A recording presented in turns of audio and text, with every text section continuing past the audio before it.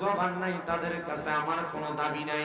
জবান যদি থাকে মুহাব্বতের আওয়াজে ডান হাত তুলে করে ডাক দেন আল্লাহ। এই আওয়াজ মানি না, দুইটা হাত তুলে কোন ইয়া রাসূলুল্লাহ। এবার উচ্চ কণ্ঠে করেন ইয়া ওলি আল্লাহ। বাজানো আমার বাড়ি উড়া এলাকার ভাই বাবারা বন্ধুরা, জবানের মালিক আমার আল্লাহ। আমার আল্লাহ জানে দে বান্দা ওয়াশকুরু নি'মাতাল্লাহি আলাইহিম ইন কুনতুম ইয়াহু তা'বুদুন।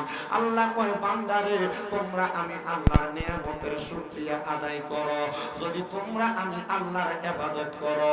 এবার আপনারা বলেন নামাজ রোজা হজ যাকাত দান সদকা যত রকমের ইবাদত, এই সকল ইবাদত করি আমরা একজনের জন্য, তিনি কি?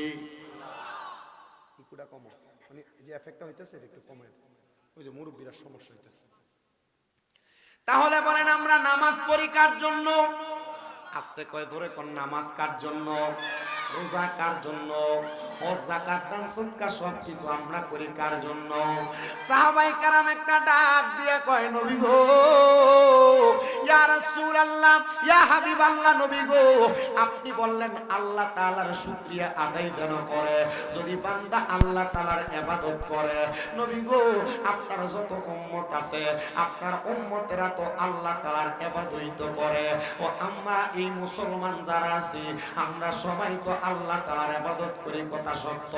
আল্লাহ তাআলা কোরআনুল কারীমের মধ্যে ঘোষণা করতেছে বিসমিল্লাহির রাহমানির রাহিম ইন্নাল্লাযীনা আমানু ওয়া আমিলুস সালিহাতি উলাইকা হুম খায়রুল বারিয়া। জবান খুলে উচ্চ কণ্ঠে জোরে কোন আল্লাহু আকবার। আমার আল্লাহ জানে এতে জগতের বান্দার দল, এ দুনিয়ার বান্দার দল নিশ্চয় যারা নেক ঈমান আনে এবং নেক আমল করে আমি আল্লাহ ঘোষণা করলাম উলাইকা হুম শাররুল খায়রুল বারিয়া। এরা হইল দুনিয়ার সবচাইতে ভালো মানুষ, এরাই হইল দুনিয়ার সবচাইতে নেককার মানুষ। এবার বলেন বাড়িউড়ার বাবারা, আমরা সবাই আল্লাহর প্রতি, নবীর প্রতি, কিতাবের প্রতি, ফেরেশতার প্রতি, আখিরাতের প্রতি, তাকদীরের প্রতি ঈমান আর বিশ্বাস আছে না নাই? এই বিশ্বাস রাইখা ঈমান রাইখা নামাজ পড়লে হবে নামাজ, আর নচেত এটা নামাজ হইলে আল্লাহর কাছে কবুল হবে না। ও মুসলমান, এই নামাজ আদায় করার পাশাপাশি যখন আল্লাহর কোনো বান্দা আমার আল্লাহর কোরআন তেলাওয়াত করে আমার আল্লাহ কয় জগতের বান্দার দলেরা হাদিসে কুদসির মাধ্যমে জানাইয়া দেয় ওই বান্দাটার বান্দা থাকে না। মাবুদ ওই বান্দা যেহেতু বান্দা থাকে না, বান্দার অবস্থা কি হয়? আমার আল্লাহ কয় বান্দা যখন 5 ওয়াক্ত নামাজের পাশাপাশি একটু বাড়তি নফল ইবাদত করে ওই বান্দা আমি আল্লাহর বান্দা থেকে বন্ধু হইয়া যায়।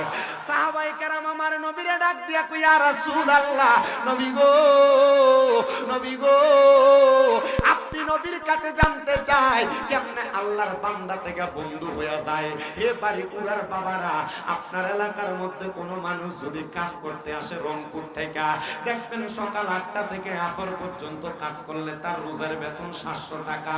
কিন্তু আল্লাহর কোন বান্দা 5 ওয়াক্ত ইবাদত ফরজিয়ত ছাড়া যখন বান্দা কোন নফল ইবাদত করে, তাহাজ্জুদ পড়ে, ইশরাক পড়ে, দুহার পড়ে, তাসতের নামাজ, আবিনের নামাজ পড়ে, আমার নবী ডাক দিয়া কয় ওই বান্দাটা তখন বান্দা থাকে না, আমার আল্লাহর বন্ধু হইয়া যায়। আমি আমার এই বাড়ি উড়ার ভাই বাবাদের কাছে জানতে চাই, ও পর্দার অন্তরালের মা বোনেরা, আমরা সবাই তো আল্লাহর বান্দা, আল্লাহর বান্দা হইয়া আল্লাহর বন্ধু হওয়ার চেষ্টা করতেছি। আল্লাহর বন্ধু যদি হইতে পাও, আমি শামীম রেজার বয়ানটা একটু মনোযোগ লাগাইয়া শোনো। শামীম রেজার বয়ানটা শুইনা দেখো, দেখবা আমার আল্লাহ তাআলা তোমার আল্লাহর বান্দা থেকে বন্ধু বানাইবো। সাহাবায়ে কেরাম আমার নবীরে বলে ইয়া রাসূলুল্লাহ, ইয়া হাবিবাল্লাহ, নবী গো আপনার কাছে জানতে চাই আল্লাহর বান্দা থেকে বন্ধু হইলে লাভটা কেমন হবে? আমার নবী কয় উম্মত, আল্লাহর বান্দা থেকে যখন কোনো মানুষ বন্ধু হইয়া যায়, 1 নাম্বার আমার আল্লাহ তাআলা ওই বান্দাটারে দুনিয়ার জমিনে ঈমানি হায়াত দান করে। ওই ঈমানি হায়াত দান করার কারণে ওই বান্দাটা যখন দুনিয়াতে কোনো কর্ম করে, হাত দিয়া কাম করলে ওই হাতটার বান্দার হাত থাকে না, ওই হাতটা আমি আল্লাহর কুদরতি হাত হইয়া যায়। জবান খুলে ধরে ধরে কোন সুবহানাল্লাহ। সাহাবীরা একটা ডাক দিয়া কয়, নবী গো, নবী গো, আপনি নবীর কাছে জানতে চাই, তাহলে আল্লাহর বান্দা যখন বান্দা থেকে বন্ধু হয়ে যায়, তখন বান্দা হাত দিয়া কোনো কাম করলে হাতটা তো বান্দার হাত থাকে না, ওই হাতটা আপনি আল্লাহর কুদরতি হাত হইয়া যায়। বলে শুধু তাই না রে, বান্দা তার মুখ দিয়া কোনো কথা বললে ওই মুখটা বান্দার মুখ থাকে না, ওই মুখটা আমি আল্লাহর কুদরতি মুখ হইয়া যায়। বান্দা বান্দার কান দিয়া কোনো কর্মকাণ্ড শুনলে ওই কানটা বান্দার কান থাকে না, ওই কানটা আমি আল্লাহর কুদরতি কান হইয়া যায়। ইয়া রাসূলুল্লাহ, ইয়া হাবিবাল্লাহ, নবী গো, আমরা তো এমন একজন আল্লাহর বান্দা। একবার ভিক্ষা করবার লেগে গেছে, ভিক্ষা করতেছে গেছে তো ভাঙ্গা টিনের ঘর একটা লগে দিয়ে 5 তলা বিল্ডিং একটা, এ ভাঙ্গা টিনের ঘরের সামনে দেখো আল্লাহর ওয়াস্তে একটু ভিক্ষা দেন। তো টিনের ঘরের মালিক বাইরে তারা 5 টাকা ভিক্ষা দিচ্ছে। কত? দোয়া করছে, আল্লাহ এই ব্যক্তির তুমি লাখ লাখ টাকার মালিক বানাই। টিনের ঘরের মালিক খুব খুশি হয়েছে, লাখ টাকার মালিক বানাইলে একটা বিল্ডিং ঘর বানাই আরামে ঘুমানো যায়। পাশেই বড় বিল্ডিং 5 তলা, এই 5 তলা বিল্ডিং এর সামনে দেখো আল্লাহর ওয়াস্তে ভিক্ষা দেন গো। এই 5 তলার মালিক বাইরে তার 5 টাকা ভিক্ষা দিচ্ছে। 5 টাকা ভিক্ষা পাইয়া দোয়া করছে, আল্লাহ তোরেও লাখ টাকার মালিক বানাই। 5 তলার মালিক একটা ধমক দিচ্ছে, তমকান কে রে, তুই যে দেখছ 5 তলা বিল্ডিং, আমি কি লাখ টাকার মালিক অনে 5 তলা বিল্ডিং বানাইছি? ও না, তো তাইলে ও কোটি টাকার মালিক হলে 5 তলা বিল্ডিং বানা। ও তুই যে দোয়া করলি, তো দোয়া তো আমার প্রমোশন হইতো না, এটা ডিমোশন হয়ে দেবো গা। না, এই আপনার পাশে যে টিনের গরলা হে আমার 5 টাকা দেও না, তার লাগে লাখ টাকা দোয়াই করছি। তা আপনি যে 5 তলার মালিক, আপনি আমার 5 টাকা বিক্রি দিচ্ছেন, আপনার লাগে লাখ টাকা দোয়া করছি। যেমন টিহা এমন দোয়া। আপনারা তো এখানে বসছেন, আপনারা যে আওয়াজ দিতেছেন, আপনাদের যেমন আওয়াজ হবে আমার ওয়াজ তেমন হবে। সিদ্ধান্ত আপনারা। বলেন, আল্লাহর বন্ধুদেরকে বিপদ থেকে উদ্ধার করে কি? ডান হাত তুলে জোরে বলেন, কে? আল্লাহ উদ্ধার করে, এই বিশ্বাস আছে না নাই? যারা আছে তারা ঈমানদার। মারহাবা কোন।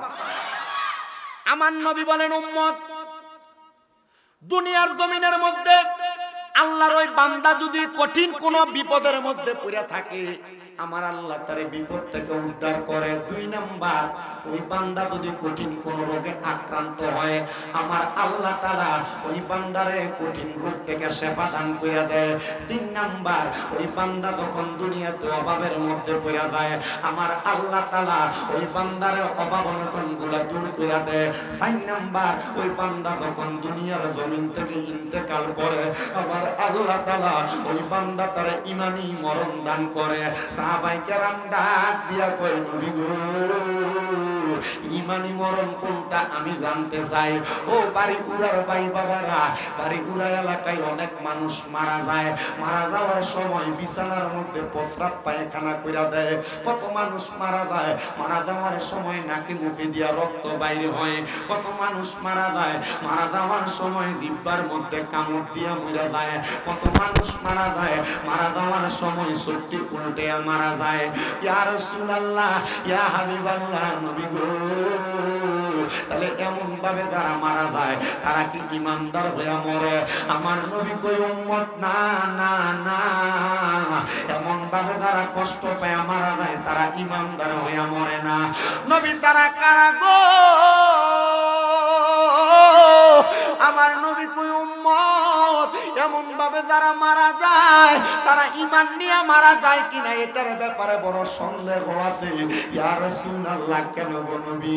আমার নবী কই, উম্মত, এমন ভাবে যে মানুষগুলা মারা যায়, ওই মানুষগুলার সামনে আমার আল্লাহর বান্দার রূহটা নেওয়ার আগে, আল্লাহর বান্দার রূহ যখন আজরাইলে কবজ করব, আজরাইল বান্দার সামনে আসার আগে আমার আল্লাহ বান্দার সামনে 2টা ফেরেশতা পাঠায়া দেয়।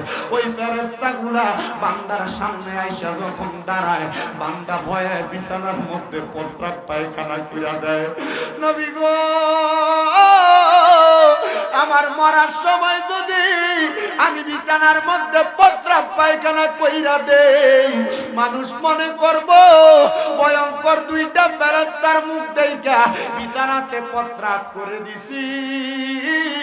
ভয়ঙ্কর দুইটা ফেরেশতার চেহারা দেইখা বিছানাতে পায়খানা করে দিছি। আমার নবী কয় শুধু তাই না রে উম্মত, যখন ওই বান্দার সামনে ফেরেশতারা দাঁড়াবে, ওই বান্দার সামনে আবার মালাকুল মাউত আজরাইল চলে আসবে। আজরাইলটা আসার সাথে সাথে ওই বান্দার বুকটার মধ্যে হাতটা রাখবে। বান্দার বুকটার মধ্যে যখন হাতটা রাখবে, বান্দার কাছে মনে হবে পৃথিবীর বড় বড় পাহাড়গুলা যদি তার বুকের মধ্যে চাপিয়ে দিত, তার কাছে এমন কষ্ট অনুভব হইতো না। ওই বান্দাটা আজরাইলকে বলতে লাগবে, রে আজরাইল, আমি এখনো পর্যন্ত মরণের প্রস্তুতি গ্রহণ করি নাই, আমারে ছাড়, একটু সুযোগ দে রে।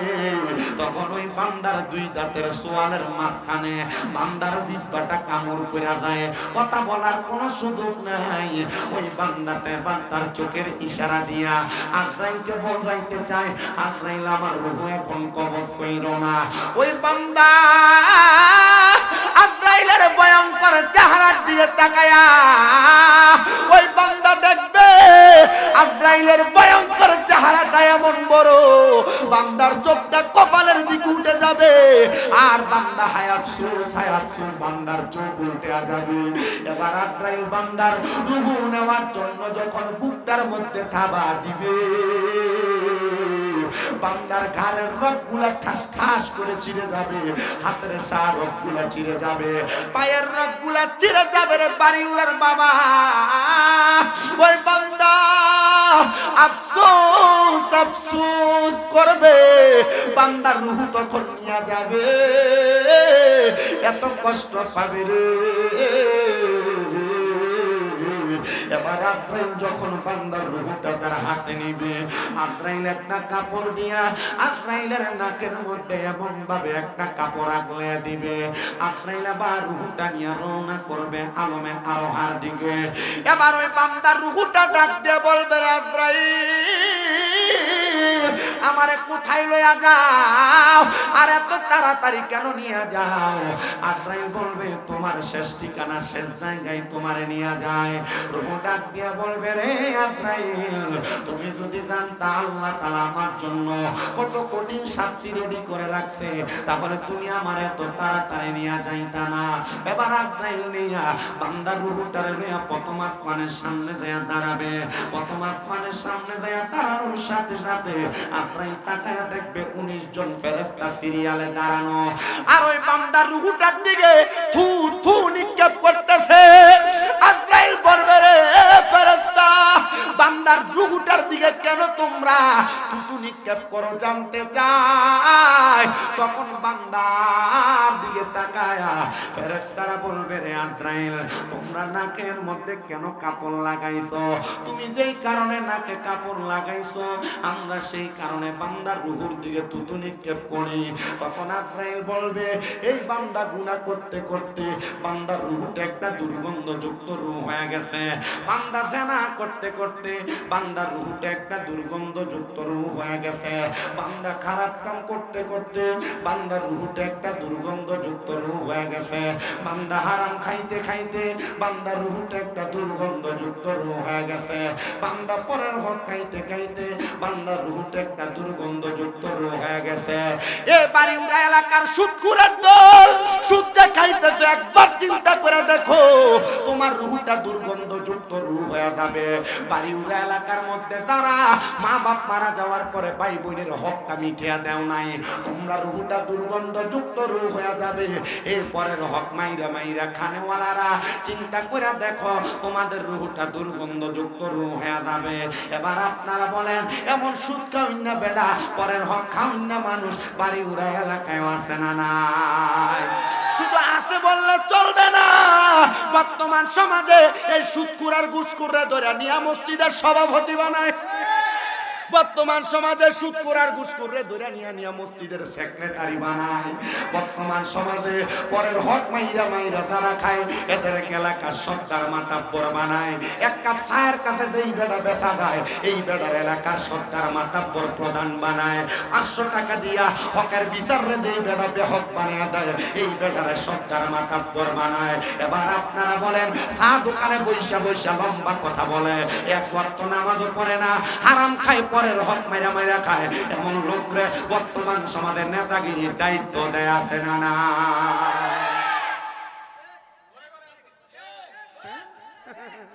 ওয়াজ কমন পড়ছে? আমার কাছে আছে এমন ওয়াজ। আপনার কি কষ্ট হইতেছে কোনো? ওয়াজ কি কিছুক্ষণ চলবে? ইনশাআল্লাহ। আমার ভাই নাম নাকি? শামসু ভাই। এরা ঘরে মোটামুটি মাশাআল্লাহ যেখানে খাওয়াইছে, ওয়াজ আর একটু বেশি করলে আমার সমস্যা হইতো না। আশা করি আল্লাহ কবুল করুক, আমিন কর। আর আপনি মুকলারেন কা ফয়দনে যাইতে আবার খেয়ে যান, অসুবিধা হইবে আপনারা? এবার আপনারা বলেন, এমন হারাম কর, সুদ কর, ঘুষ কর সমাজে আছে না নাই? দোকানে বইয়া বইয়া লম্বা লম্বা কথা কয়ে আছে না নাই? বাড়ি উড়ার বাজারে সর্দার মাতাব্বরি দেখায় এমন লোক আছে না নাই? তুমি যদি কবরের কঠিন আযাব সহ্য করতে পারো, তুমি সুদ খাও আমার কোনো কিছু আসে যায় না, তুমি ঘুষ খাও আমার কোনো কিছু আসে যায় না, তুমি পরের হক মাইরা মাইরা খাও আমার কোনো কিছু আসে যায় না। আল্লাহ কোরআনে বলেন, ইন্নাল্লাযীনা কাফারু মিন আহলিল কিতাবি ওয়াল মুশরিকিনা ফী নারি জাহান্নাম খালিদিনা ফীহা উলাইকা হুম শাররুল বারিয়া। জবান খুলে উচ্চ কণ্ঠে জোরে জোরে কোন আল্লাহু আকবার। আল্লাহ বলে, নিশ্চয় যারা কুফরি করে এবং আহলে কিতাবের অন্তর্ভুক্ত এবং মুশরিক যারা শিরিক করে, আমার আল্লাহ তাআলা জানিয়ে দেয়, বান্দা এদের ঠিকানা হলো জাহান্নাম। একদিন দুই দিন না, বান্দা চিরস্থায়ী জাহান্নামী হয়ে জাহান্নামের মধ্যে থাকবে। আর উলাইকা হুম শাররুল বারিয়া, এরাই হইল দুনিয়ার সবচাইতে নিকৃষ্ট মানুষ। আর আমরা সমাজের মানুষ এই সুদখোরের লগে বন্ধুত্ব বালা, নেশাখোরের লগে বন্ধুত্ব বালা, হারামখোরের লগে বন্ধুত্ব বালা। দেখবেন এলাকায় একটা নেশাখোরের গায়ে হাত তুললে 10-15টা হুন্ডা নিয়ে আসে। আবার যাচাই করে দেখা যায় যে যেমন নেশাখোর হুন্ডা লইয়া দিয়েছে, এগুলো নেশাখোর। এবার আপনারা বলেন, নেশা করে ফিরিতি আর বন্ধুত্ব আছে না নাই? একটারে মারলে 10টা দূরে আসে, এমনও আছে না নাই?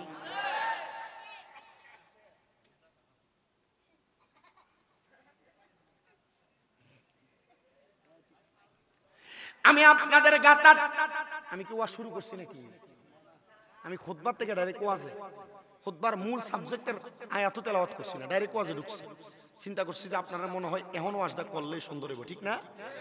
আমি দেখছি এক বেটা ঘরের ভিতরে যাইয়া, আমি জানি মাওলানা আজকে যিনি ওয়াজ করছে মুফতি গাজী সিরাজুল ইসলাম কুদরতি সাহেব, সুন্দর কণ্ঠ, সুন্দর গজল গায়, ঠিক না?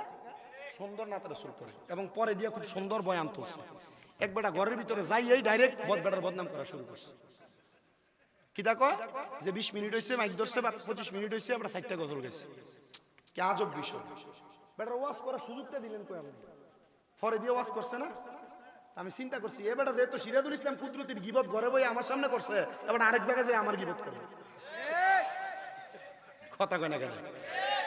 আমি তা মানুষকে ভালো হয় না, এমন যারা এরা আমি কি ভাই না, আপনার বন্ধু বান্ধব ভাই বেড়াদার বেডি এতে বিশেষ করে কই, তোমার এক জালে যাইয়া আরেক বেডির নামে বদনাম কয়, তুমি এটা চিন্তা করো না বেডি তোমার খুব ভালো বান্ধবী, এবেডি তোমার কত যায় হেবেডির কাছে কয়। কথা কন না কেন? আমি ঘরে বইয়া ধুম ধরে ধরে গিলছি কথা দি। আমি চিন্তা করি, নামে মুসলমান, মুখে দাড়ি, মাথার টুপি আছে, এ বেটা এত বড় মুনাফিক কেমন? কথা কয় না। আমি আপনার কাছে এই অল্প কিছুক্ষণ সময়ে যতটুকু ওয়াজ করছি, আমার মনে হয় যে এর থেকে বেশি ওয়াজের দরকার আপনার নাই। আমার যতটুকু মনে হয় আর কি, যতটুকু করছি এর থেকে বেশি ওয়াজের দরকার আছে, বুঝলই চলে। কিন্তু আমরা তো বুঝেন নাই যে পরিমাণ ওয়াজ শুধু সরাইল থানায় হয়। যদি আপনারা ওয়াজ দিয়ে হেদায়েত হইতেন, সরাইল থানায় আর মানুষ থাকলো না, সব আল্লাহর ওলি হয়ে যাইল। ওয়াজ তো হেদায়েত নাই, আমিও হেদায়েত ছাড়তো না, আমিও হেদায়েত ছাড়তো না। তবে ওয়াজ মাহফিল দিয়ে একটা লাভ কি, ওয়াজ মাহফিল দিয়ে ফলাফান যুব সমাজ করে, এরা যদি ওয়াজ মাহফিল না করতো বেডি দিয়ে গান বাজনা করলো। কথা বল না কেন? এজন্যই ওয়াজ মাহফিলি ধরে রাখতেছে, কথা কয় না। আমি জানি না আমার মা বোন কারা আমার ওয়াজ শুনবে, কারা আমার ওয়াজ পছন্দ করবে। তবে আমার কাছে কল গেছে কোন ফোলার মা বোন এবং তার শাশি মনে হয় আমার কাছে মুড়ি দিত বুড়ি। আমি কইছি আমার কাছে যারা এমন ভক্ত আর মুড়ি দিয়ে থাকতে চায় এরা কমপক্ষে 3 মাস টানা তাহাজ্জুদ ফরন লাগবে ফজরের আগে উঠতে। মা আলহামদুলিল্লাহ নাই তো হয়তো এই কথা কোনের পরে দেখছি যে কলটা খাইতে গেছে গায়ে চিন্তা করে 5 ওয়াক্ত নামাজ দিতে পারে না বিডি বিডি তাহাজ্জুদ পড়বো কোন সময়, কথা কয় না কেন? আরে যদি এই বাড়ি উড়ার মহিলারা যদি 5 ওয়াক্ত নামাজ যদি পড়তো ঘরের ভিতর রোগ আর মুসিবত থাকলইলে না। এই যে ঘরের ভিতরে অশান্তি রোগ বালা মুসিবত, ঘরের ভিতরে জামাইয়ের ইনকাম নাই, ফেরেশানি লাগিয়ে রইছে। আপনি হুজুরের কাছে 200 টাকা দিয়ে মিলাদ ফরাইতে পাঠান, যাও আমার ঘরের ভিতরে বরকত নাই একটু মিলাদ ফরাইতে 200 টাকা দিয়ে দিলাম। তা আপনি ঘরে নামাজ পড়েন না আর হুজুরে মিলাদ ফরা আর আপনার ঘরে বরকত দিয়ে দেবো গা, ইটা হুজুর আমরা না। আপনি নামাজ পড়েন এরপরে মিলাদ ফরান কামাইব। আপনি গাছের গোড়া দিয়ে কাটতে আউফুর দিয়ে পানি ডাললে কামাইব? আপনি গোড়াই তো ঠিক নাই, কথা কয় না। ওয়াজ মনে হয় একটু বেশি বা গায়ে পড়তেছে, ঠিক না? আমরা সুন্নিদের এটা দোষ, কিন্তু ওয়াজ এটা নি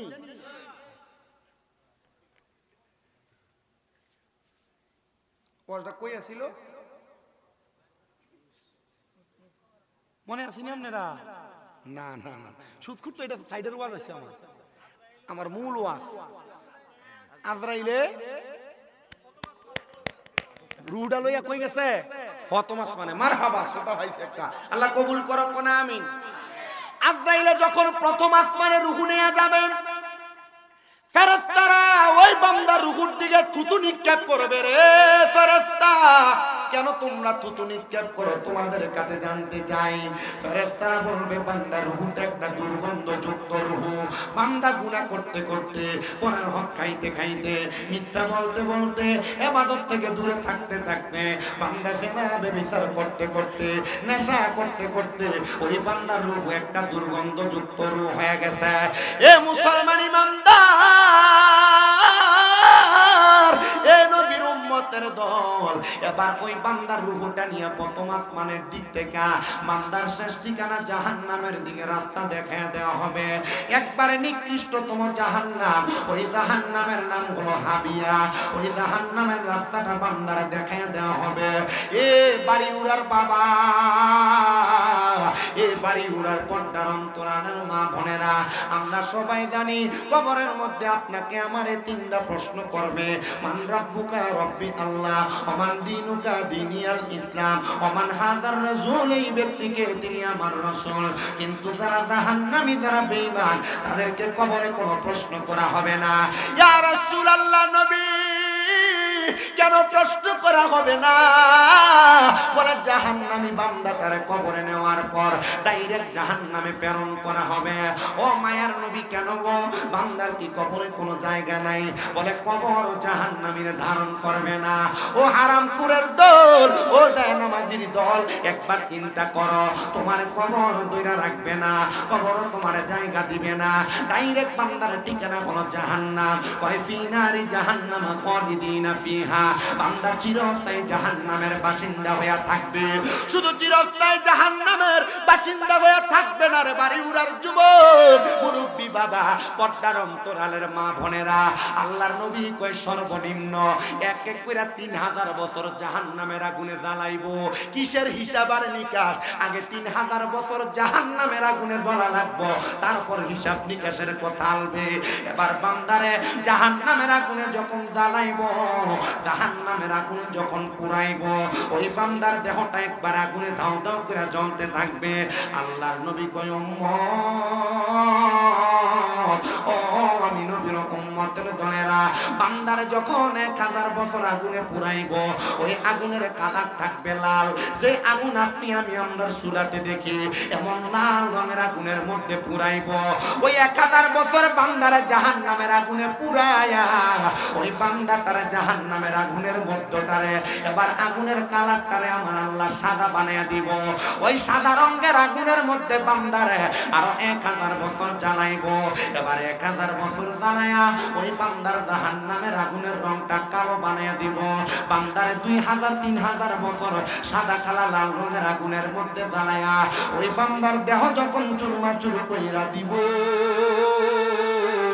ওই বান্দার দেহে আর কোনো কিছু থাকবে না। হুজুর 2-3 মিনিট আগুনে জ্বললেই তো দেহটা শেষ হয়ে যাবে, তাহলে বান্দা কেমনে 3000 বছর জ্বলবে? না না না, আমার আল্লাহ কোন বলতে পায়া কোন হইতে দেরি হয় না।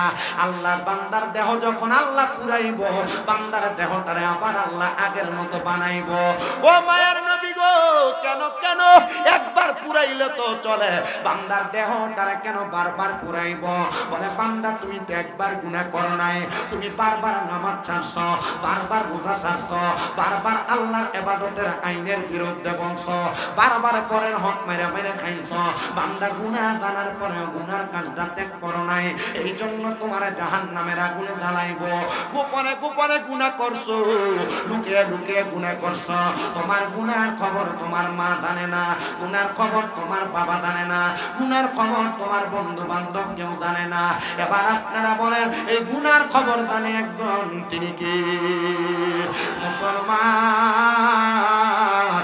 ও বাড়িউরার বাবারা, আমার গুনার খবর যদি আপনারা জানতেন, এই স্বামীর দাদারে মাহফিলে দাওয়াত করে আনতেন না। এই জন্য আমি নিজে একটা গজল লিখছি, আমার জায়গা হবে নি আমার মরা লাশের লাইগা, মসজিদের পাশে আমার কবর দিও, কইরাই আমার জায়গা হবে নি, আমার জায়গা হবে নি আমার মরা লাশের লাইগা, মসজিদের পাশে আমার মসজিদের পাশে কবর দিও, কইরাই আমার জায়গা হবে নি। জগৎবাসী রে, আমি যেদিন যাব মারা দুনিয়া ছাড়িয়া, ভাই বন্ধু আত্মীয় স্বজন যাবে রে বলিয়া, 3.5 হাত মাটির কবর দিও রে খুঁড়িয়া, আমার জায়গা হবে নি, আমার জায়গা হবে আমার মরা লাশের লাইগা, মসজিদের পাশে আমার কবর দিও, কইরাই আমার জায়গা হবে নি। এলাকাবাসী রে, আমি যেদিন যাব মারা দুনিয়া ছাড়িয়া, রঙিন জামা কাপড় সবই নিবে রেখনিয়া, সাদা আমার কেনে কাপড় আমায় দিও রে পরায়া, আমার জায়গা হবে নি, আমার জায়গা হবে আমার মরা লাশের লাইগা, মসজিদের পাশে আমার কবর দিও, কইরাই আমার জায়গা হবে নি। এলাকাবাসী রে, আমি তোমরা ছেলে সন্তান কয়দিনের লাগিয়া, মরার পরে সবাই আমায় যাবে রে বলিয়া, তোমরা রে দুয়ার মাঝে শরীক রাখিও করিয়া, আমার জায়গা হবে নি, আমার জায়গা হবে নি, আমার মরা লাশের লাইগা, মসজিদের পাশে আমার কবর দিও, কইরাই আমার জায়গা হবে নি। আপনারা কেউ একটা জবান বন্ধ রাখবেন না। আপনারা বলেন ওই কবরে যে আমরা যাব, এই কথাটা কি সত্য না মিথ্যা? হায়রে, ওই বান্দারে যখন 3000 বছর জাহান্নামের আগুনে জ্বালাইব, ওই বান্দারে 3000 বছর পরে বান্দারে জাহান্নামের আগুন থেকে মুক্তি দেওয়া হবে। সাহাবায়ে কেরাম কান্দে, ইয়া রাসূলুল্লাহ, ইয়া হাবিবাল্লাহ, জাহান্নাম থেকে মুক্তি দেওয়ার পর ওই বান্দা কি মাপ পাবে না? ওই বান্দা কি আল্লাহর কাছে মাপ চাওয়ার সুযোগ দেওয়া হবে না? আমার নবী কই উম্মত, ওই বান্দাটারে জাহান্নাম থেকে মুক্ত দেওয়া হবে। বান্দাটারে তাকাসুররা নামক একটা জায়গাতে দাঁড় করানো হবে। তাকাসুর নামক ওই জায়গাতে দাঁড় করায়া বান্দারে প্রশ্ন করবে, বান্দা কি বলবা বলো। ওই বান্দা কিছু বলতে পারবে না। বান্দা তিনবার তার মুখ দিয়ে বলবে ময় ময় ময়। বান্দা পানি পানি পানি বলে তিনবার চিৎকার করবে। সাহাবায়ে কেরাম কান্দে, ইয়া রাসূলুল্লাহ, ইয়া হাবিবাল্লাহ, নবী গো, আপনার কাছে আমি জানতে চাই, আপনি নবী বলেন না ওই বান্দারে কি পানি দেওয়া হবে না? আমার নবী ডাক দিয়ে কই, উম্মতের দলেরা, ও সাহাবায়ে কেরাম, হ্যাঁ অবশ্যই ওই বান্দারে পানি দেওয়া হবে। ও মায়ার নবী, ও দয়ার নবী, রাহমাতুল লিল আলামিন নবী, বান্দারে কি পানি দেওয়া হবে? আমার নবীর সাহাবী কান্দে আর ডাক দিয়ে কই, নবী গো, বান্দা 3000 বছর আগুনে জ্বলার পরে বান্দার তো পানির বড় পিপাসা লাগবে। আমার নবী কয়, বান্দা তখন আর আল্লাহর কাছে মাপ চাইবে না। আরে বাড়িউরা এলাকায় যদি কোনো চোর ধরা খায়, কোনো ডাকাত ধরা খায়, ওই মানুষটারে যদি কেউ 3 মিনিটও পিডায়, 3 মিনিট পরে বলবে আমারে মাফ করে দাও। কিন্তু বান্দা 3000 বছর আগুনে পুরার পরে বান্দা মুখ দিয়ে একবারও বলবে না আমারে মাফ করে দাও। বান্দা শুধু বলবে পানি দাও পানি দাও পানি দাও পানি দাও পানি দাও পানি দাও বলে বান্দা 3 বার চিৎকার করে ডাকবে, হায় রে আমার বাবা। বান্দা যখন পানি পানি করে ডাকবে, সাহাবীরা কয়, নবী বান্দারে কেমন পানি দেওয়া হবে? আপনারা আমার হাতে যেই পানির গ্লাসটা, চায়ের কাপটা দেখতে পান, ওই বান্দারে এমন একটা কাপ দেওয়া হবে। কিন্তু বান্দার পানির কাপটা এমন কাচের হবে না, প্লাস্টিকের হবে না। বান্দার পানির কাপটা হবে একবারে লোহার। কিন্তু লোহার স্বাভাবিক ঠান্ডা লোহার না, ওই লোহাটার আগুনের মধ্যে পুরানোর কারণে লোহা যেমন কয়লার মতো গরম হয়ে যায়, ওই লোহার পাত্রের মধ্যে করে বান্দারে পানি দেওয়া হবে। নবী গো, কেমন পানি দেওয়া হবে? এই যে আপনারা পানি দেখতে পান, মনে হয় এমন সাদা পানি। আমার নবী কয়, না, এমন পানি দেওয়া হবে না। অন্য জাহান্নামীদেরকে জাহান্নামের আগুনের মধ্যে জ্বালায়া জাহান্নামের মধ্যে পুরানোর কারণে এই রক্ত এবং পুঁজগুলা জমা হয়েছে, ওই রক্ত পুঁজগুলা বান্দারে গরম লোহার পাত্রের মধ্যে দেওয়া হবে। সাহাবায়ে কেরাম কান্দে আর ডাক দিয়া কয়, নবী গো, ওই বান্দা কি তখন সেই পানি পান করবে? আমার নবী কয়, কয়লা নাম, হ্যাঁ অবশ্যই বান্দা পানি পান করবে। বান্দা যখন পানিটা তার মুখের মধ্যে ঢালবে, বান্দার জিহ্বাটা গলে যাবে, বান্দার নাড়ি বুড়িগুলা কইলা কইলা বান্দার পায়খানার রাস্তা দিয়ে থরথর করে বের হবে। এ যুবক ভাই, হে মুরব্বী বাবা, গুনার কাজটা করতেছো, তোমার কোনো বাধা নাই। আমি তোমার কাছে বলবো, যদি কবরের এমন কঠিন শাস্তি তুমি ভোগ করতে পারো, তুমি গুনাহ করা আমার কোনো কিছু আসে যায় না। তবে আমি তোমার কাছে বলি, এক আল্লাহর ভয় কইরা যদি দুনিয়ার জমিনে থাকতে পারো, আমার আল্লাহ তোমার জন্য বড় মুক্তির ব্যবস্থা করে রাখছে।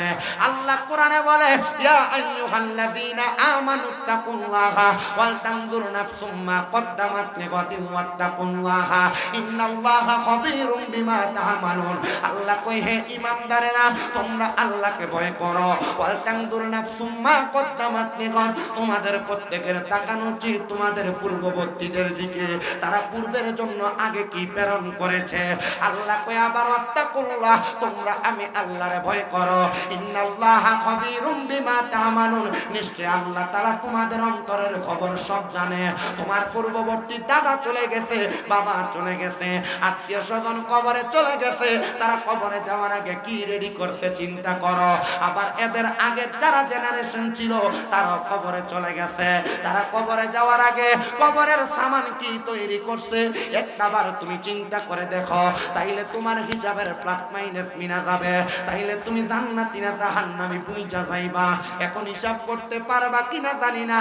ও পর্দার অন্তরালের মা, ওয়াশ শেষ করে বাড়িতে যাইবা, ডান হাতের তালুটা ডান গালের সাথে লাগাইবা, পাটার মিমের মতো পাকা কইরা ওযু কইরা শুইবা, আর চিন্তা করবা তুমি দুনিয়া দুনিয়াতে যে কর্ম করো এই কর্মের কারণে জান্নাতি না জাহান্নামী তুমি তোমার হিসাব পেয়ে যাইবা।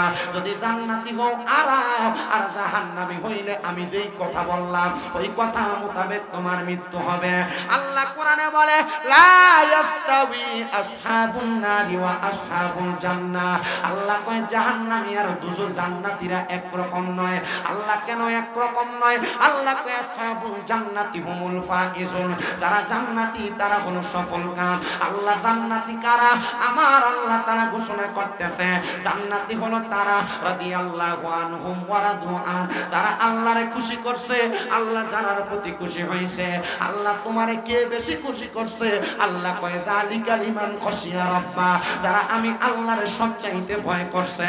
এবার বলেন আপনারা আল্লাহরে যারা ভয় করে তারা নামাজ ছাড়ে না, আল্লাহরে যারা ভয় করে রোজা ছাড়ে না, আল্লাহকে যারা ভয় করে হজ ছাড়ে না, আল্লাহকে যারা ভয় করে যাকাত ছাড়ে না, আল্লাহকে যারা ভয় করে তারা কখনো পরের হক মাইরা খায় না, আল্লাহকে যারা ভয় করে তারা কোনোদিন মিথ্যা কথা বলে না, আল্লাহকে যারা ভয় করে তারা কখনো ওয়াদা খেলাফ করে না, আল্লাহকে যারা ভয় করে তারা কোনোদিন দুনিয়ার জমিনে ফাসাদ করে না, যারা আল্লাহরে ভয় করে তারা কোনোদিন নেশা করে না, যারা আল্লাহরে ভয় করে তারা কোনোদিন সন্ত্রাস করে না, যারা আল্লাহরে ভয় করে তারা কোনোদিন সেনা ব্যভিচার করে না। সেই মহিলারা আল্লাহরে ভয় করে এই মহিলা কোনোদিন স্বামীর খেদমত ত্যাগ করে না, স্বামীর সঙ্গে উঁচা গলায় কথা বলে না। এই মহিলারা আল্লাহরে ভয় করে ওই মহিলা কোনোদিন বেপরোয়াভাবে চলে না। এবার আপনারা বলেন আল্লাহরে ভয় করে যারা চলে তারা নাজাত প্রাপ্তদের অন্তর্ভুক্ত হওয়ার অধিকার আছে না নাই? তাহলে আপনার কোন লাগবে, কোন জিনিস লাগবে? আল্লাহর কথা কয় না, আল্লাহর। আপনাদের এনে এতগুলা মানুষ আছেন বোঝা যায় আমার ওয়াজের সিস্টেম ওইটা। এতক্ষণ একটানা ওয়াজ করছে, ডাইনে বামে যাইতে দিই না, কিন্তু তবু এই কবর হাসুর মিজানের ওয়াজ করি আর নিচি দিয়ে বাতিল ফেরকার দলের আলে হে বন্ধ কি কি লেহে। আমি ওয়াজ করতেছি জান্নাতি আর জাহান্নামীদের আরামের মৃত্যু, আমি ওয়াজের নিচে কমেন্টসের ভিতরে ঢুকে দিই আমারে লেখছে বন্ডের জাত একই জাত। আমি চিন্তা করছি কামা তাদিনু তুদান, যেমন কর্ম ইতা আমার বন্ধ কয়। কবরে গেলে আমরা যাই একবার জান্নাতের ভিতর রান আর মুরকা খামু আর দেখে আমি তার বাইরে কবরের ভিতরে ভালো করে খাতা খাই না করে। আমি এ পর্যন্ত কারোর বিরোধিতা করছি? কোরআন হাদিসের ওয়াজ করছি না কোরআন হাদিসের বাইরে? আমার কথা কয় না তো, কোরআন হাদিসের ওয়াজ করছি না বাইরে? এরা কালকে বিরোধিতা করলে আপনি কি করবেন? কিছু করার আছে? আমারও বুঝতে করার নাই। তো এরা আমার বিরোধিতা করছে আর আল্লাহ আমার উপরে উঠাইছে। কেমনে উঠাইছে? আপনাদের দোয়ায় কুমিল্লাতে আমার কয়েকটা মাদ্রাসা আছে। কি রফিক তাইরি কোন না করে একটা না, আপনার ব্রাহ্মণবাড়ির পোলাপান আছে আমার মাদ্রাসায়, নরসিংদীর পোলাপান আমার মাদ্রাসায়, নেত্রকোনার পোলাপান, কিশোরগঞ্জের পোলাপান, হবিগঞ্জের পোলাপান আমার মাদ্রাসায় পড়ে। দেখছেন নি কথা বলছেন? আমরা আমাদের ছাত্র লইয়া রাস্তায় নেমে রাস্তা ব্লক করি না। কে লেগে করি না? আমি আমার ছাত্র এগুলো শিখাই না। কোনোদিন যদি সুযোগ হয় কুমিল্লা শহরে আমার মাদ্রাসায় যাবেন, কুমিল্লা নূরপুর চৌমুহনীতে তাফসীরুল কোরআন মাদ্রাসা। আমার মাদ্রাসার ছোট ছোট নুরানির যে বাচ্চাগুলা, এই বাচ্চাগুলা রাত্র 3:30 ওইটা তাহাজ্জুদ করে। আমার মাদ্রাসার ছোট ছোট যে বাচ্চাগুলা, এই বাচ্চাগুলা প্রত্যেকদিন আসরের নামাজের পরে মাগরিবের আগে 25 মিনিট সময় খতমে খাওয়া দেখান পড়া দেশবাসীর জন্য দোয়া করে। ছোট ছোট বাচ্চা যেভাবে চোখের পানি ফালায় কান্দে, আপনি দেখলে মনে হবে এই ফোলা দিন দুনিয়ার বুঝি কি আর কান্দে কেন? আমি বলবো যদি আমার ওয়াজ থেকে আপনার মনে হয় যে হেদায়েত আপনি হবেন, হেদায়েত কাউকে কেউ করা লাগে না, হেদায়েত হওয়া লাগে। আপনার যদি মনে হয় আপনি হেদায়েত হবেন, আপনার পায়ে হাত দিন, আপনি আমার ওয়াজ থেকে কিছু শিখেন। আমার পুরো ওয়াজের 10টা বিষয়ের দরকার নেই, এতক্ষণ অনেক বিষয়ে কথা বলছি। যে কোনো একটা বিষয় আমল করেন, যে কোনো একটা বিষয়ে আমল করেন, আপনি জান্নাতি। কারণ আখলিস দীনাকা ইয়াকফিকাল আমালুল, তোমার ঈমানকে খাঁটি করো, অল্প আমল নাজাতের জন্য যথেষ্ট হবে। বেশি উপরের ক্লাস না, মাদ্রাসায় নুরানি ক্লাসের 1 নাম্বার হাদিসে। আপনার কষ্ট হইতেছে? মাইক ধরছি অনেক সময় হয়েছে, প্রায় 6 মিনিট কম 1 ঘন্টা। তবে একবার দুরূদ শরীফ এখনো পড়ি নাই। ওয়াজটা অর্ধেক রাইখা একটু মুহাব্বতে আমার সাথে দুরূদ শরীফ পড়েন আল্লাহুম্মা সাল্লি আলা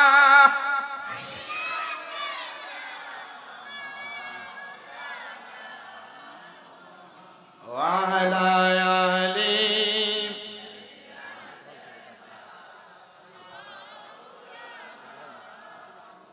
বাবাজি আপনাদের কি বেশি রাত হয়ে গেছে দুরূদ শরীফ পড়তে কষ্ট হয় আপনারা বলেন আমার নবীজির উপর স্বয়ং দুরূদ পড়ে কি কিন্তু আপনারা কেউ আস্তে পড়েন কেউ জোরে পড়েন আমার নবী বলেন উম্মত দুনিয়াতে সবচাইতে বখিল কিপটা ওই উম্মত নবী কে বলে দুনিয়াতে যেই ব্যক্তির সামনে আমি নবীর উপর দুরূদ পড়া হয় আর সে তার জবানকে বোবার মতো করে রাখে তার মতো বখিল পৃথিবীতে আর কেউ নাই নবী বলেন ও উম্মত দুনিয়ার জমিনে সবচাইতে ভালো উম্মত ওইটা নবী কে বলে দুনিয়াতে যেই উম্মত আমি নবীর প্রতি যত বেশি দুরূদ পড়বে জান্নাতে ওই উম্মত আমি নবীর তত কাছাকাছি থাকবে বলেন আমরা সবাই নবীর কাছাকাছি থাকতে চাই কি চাই না মুহাব্বতে দুরূদ শরীফ পড়েন আল্লাহুম্মা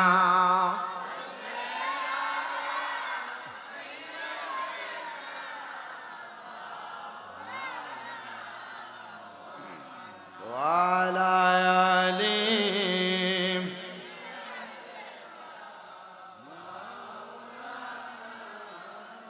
পড়ো দরুদ নবী মুস্তাফা হায় গো সময় যায় পড়ো দরুদ নবী এই মুরব্বি আব্বা এই যে পিছনে এই মুরব্বি আব্বা ডাক দাও কাউকে বসতে বললেন না রফিক ভাই দুইবার বইতে কইয়া ফলান দিলেন তাই দৌড়েছে আমি দেখছি এই বইতে কইেন না এবার আবার কই বইতো এটা বইতে গেলে যাই যাবো আবার কই বইতো ছাড় না শুনে না মনে হয় কোন না একজন বুঝে ওই যে দেন এই যে জায়গা দুই হাতে পিছন দিয়ে হাত দিয়ে এদের বইতে গেলে যাইবো গা এ বইতে কষ্ট হয় তো ভাই আমি জানি না কারণ আমি রাস্তা দিয়ে আওয়ানোর সময় দেখছি এর মাথাটার ভিতরে একটা দাঁড়ায় ধরে প্রস্রাব করে দিতেছে তা আমি পরে চিন্তা করলাম যে কি লেগে দাঁড়ায় ধরে প্রস্রাব করে না না ভাই এমনি থাকি যেমন অবজারভেশন করার পর চিন্তা করলাম এটি দাঁড়ায় ধরে প্রস্রাব করে কেন পরে আমি একদিন আমার লোকের এক ফোলারে প্রশ্ন করলাম দাঁড়ায় প্রস্রাব করে কেন আরে দোস্ত যে ফ্যান ফোরছে এটা টাইট ফিটিং ফ্যান দো এটা লয়ে বইতে পারে না লাগে দাঁড়ায় ধরে মুতে তো এটি দাঁড়ায় ধরে মুতে বইয়ে প্রস্রাব করতে পারে না এটি মাহফিলে বইব কেমনে আকল দিয়ে ইশারা ব্যাক করলে ধাক্কা আপনারা কাউকে বসতে বললেন না আলহামদুলিল্লাহ একটু পিছনে দিয়ে মানুষ আসেনি এই জন্য আপনারা একটু মুহাব্বতে আমার নবীজির একটু শান করবেন আমি বক্তা মোটামুটি বেশি বালা না একটু কম বালা কম আমি বেশি বালা কইছি না নিজের প্রশংসা নিজে করলে সমস্যা আছে মোটামুটি কোন রকম তবে আমি ওয়াজ করি অল্প আপনারা একটু বুকে হাত দিয়ে কোনতো যে হুজুর আপনি এই 1 ঘন্টা সময় যা কইছেন দরকারি কোনো কথা আসেনি আপনি যদি চান এই কথা দিয়ে হেদায়েত হইতে পারবেন নি কিন্তু আপনি হইতেন না মানলে হেদায়েত হবে এজন্য একটু মুহাব্বতে নবীজির দুরূদ শরীফ এবং নবীজির শান করবেন সবাই পড়েন পড়ো দরুদ নবী মুস্তাফা হাই গো সময় যায় পড়ো দরুদ নবীর দরুদ পড়িলে 10টি গুনাহ যায় জোরে 10টি নেকি হয় আমলনামায় তাই তো সকল আশিকান নবীর দুরূদ পড়ে যান দুরূদ পড়লে শান্তি সব জায়গায় হায় রে মুমিন ভাই পড়ো দরুদ নবী মুস্তাফা বলেন পড়ো দরুদ নবী ফাই গো সময় যায় পড়ো দরুদ নবী ইয়া গাদরাতে বিল্লাল নবী প্রেমেতে হই ইয়া মাতাল শৈল কতয় মায়ার জ্বালাতন বিল্লালের পবিত্র ওই মুখে নবীর দুরূদ পড়ে হইল সে যে জান না তেরে মেহমান হানে গো মুমিন ভাই পড়ো দরুদ নবী মুস্তাফা মুস্তাফাই গো সময় যায় পড়ো দরুদ নবী মুস্তাফায় মুসলমান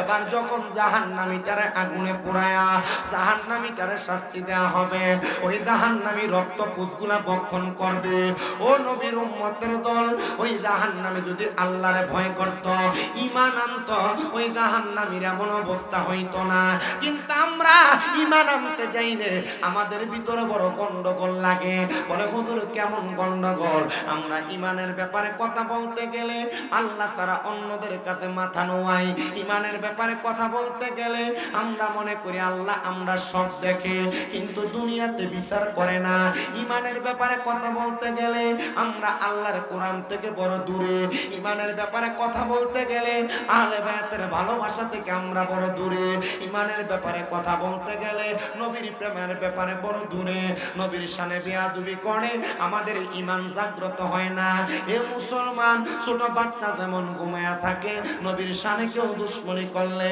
নবীর ব্যাপারে বাজে মন্তব্য করলে আপনার ঈমানটা লুকিয়ে থাকে আল্লাহর কোরআন নিয়ে কেউ বাজে মন্তব্য করলে আপনার ঈমান ঘুমায়া থাকে ইসলাম নিয়ে কেউ কটাক্ষ করলে আপনার ঈমান ঘুমায়া থাকে না না না না না কোন মুসলমানের ঈমান ঘুমন্ত থাকতে পারে না কোন ঈমানদারের ঈমান ঘুমন্ত থাকতে পারে না আল্লাহর কোরআন নিয়ে নবীর হাদিস নিয়ে নবীর ইজ্জত নিয়ে নবীর আজমত নিয়ে যদি কোনো বাতিল ফেরকা মন্তব্য করে আমরা সুন্নি মুসলমান বরদাস্ত করতে পারি না কথা কন্যা ঠিক কিনা আমি আজকে এই ব্রাহ্মণবাড়িয়ার সরাইল থানার বাড়িউড়ার জান্নাতের বাগান থেকে বাংলাদেশের প্রধান উপদেষ্টা সহ আইনি বিভাগের যারা প্রধান জায়গায় আছেন আপনাদের কাছে আমি একটা করজোরে আপনারা জানাবো বাংলাদেশের মধ্যে যদি কোনো নাস্তিক মুরতাদেরা আল্লাহর কোরআনের আইনের বিরুদ্ধে আল্লাহর কোরআন নিয়ে অপব্যাখ্যা করে নবীর শান ও মানাত নিয়ে বাদে ব্যাখ্যা করে বাদে কথা বলে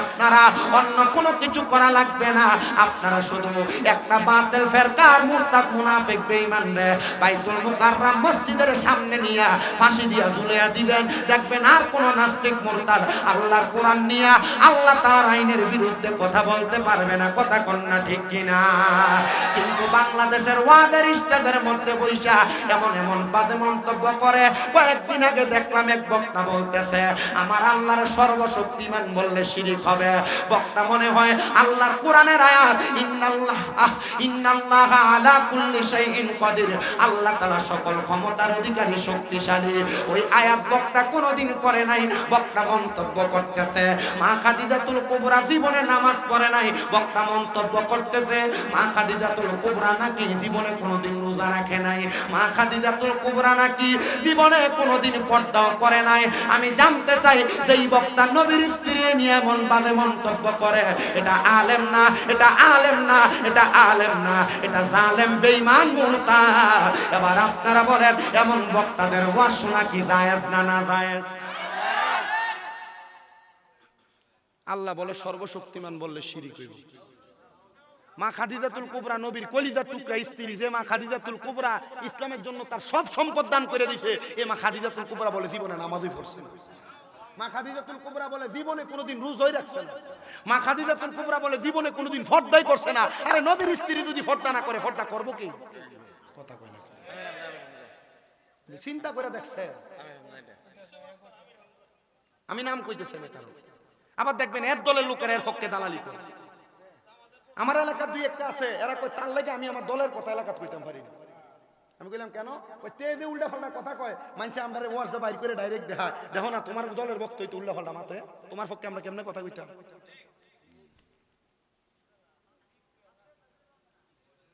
একটা মাছ আছে স্যালমন মাছ নাম শুনেন নাই স্যালমন মাছ সমুদ্রের গভীরে বসবাস করে কিন্তু যখন বাচ্চা দেয় ডিম দিতে আসে এটা নদীর একবারে মিঠা পানিতে চলে আসে এবং ডিমটা দেওয়ার পর পরে স্যালমন মাছ নিজে মরে যায় বাচ্চা জন্মে দিতে যায় এরা এমন এর নিজের বক্তব্য দিয়ে পুরো দলটারে বসায় দিচ্ছে কথা কয় না আচ্ছা আপনারা কোন তো আমরা সুন্নিরা কি কোরআন দিয়ে দেশ চলুক আমরা চাই না কথা কয় না আমরা সুন্নিরা কোরআন দিয়ে দেশ চলুক চাই কি চাই না আমরা সুন্নিরা ইসলামের সঠিক মাপকাঠি দিয়ে দেশ চলুক আমরা চাই কি চাই না ইসলামী শাসন ব্যবস্থা বাংলাদেশে রাষ্ট্রে কায়েম হোক আমরা চাই কি চাই না আমরা যদি চাই তাহলে আমাদের সাথে এদের সাথে দ্বন্দ্বটা কি নিয়া, বলে দ্বন্দ্ব কোরআন নিয়া না, আইন নিয়া না, দ্বন্দ্ব একটা জিনিস নিয়া, নবীর প্রতি ঈমান নিয়া। এই বক্তা আল্লাহ নবী, নবীর স্ত্রীদেরকে নিয়ে মন্তব্য করবে, ইয়া নবী সালাম আলাইকা নিয়ে মন্তব্য করবে, নবীর মিলাদুন নবী নিয়ে মন্তব্য করবে। এই বক্তার সাথে আমরা কখনো সমঝোতা করব না। আমি আগে চিন্তা করতাম মনে হয় কমিরার লগে সুন্নির একটা দ্বন্দ্ব, পরে হিসাব করে দেখলাম এটা মাসালাগত দ্বন্দ্ব। কি এর দ্বন্দ্ব? এক লোকে বইলে ঠিক হয়ে যাবে। দ্বন্দ্ব ফিডাফিডি মারামারি কিছু থাকতো না। আর বিশেষ করে দ্বন্দ্ব আর মারামারি ফিডাফিডি আপনার বামন বেড়ে বেশি কথা কন্যা কে রে। বহু জায়গার ভিতরে সমাজতা করিয়া একই স্টেজের ভিতরে সুন্নি ওয়াজ করে, কওমি ওয়াজ করে, সব দলের লোকেরা ওয়াজ করে। তো দ্বন্দ্ব কোনটা লইয়া কোথায় লাগে? ওই যে মেজাজটা একটু ভালো না, একটু গরম।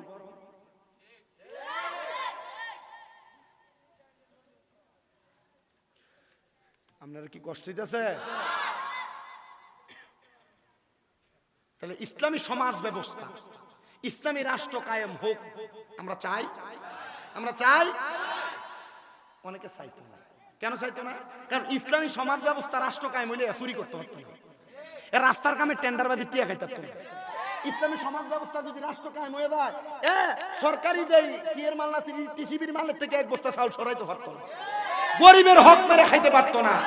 আমরা বলবো যারা গরিবের হক মেরে খায়, টেন্ডারবাজি করে খায়, এরা মানুষ না, মানুষ নামের জানোয়ার, বেঈমান, মুশরিক, মুনাফিক। ডান হাত তুলে বলেন ঠিক কিনা?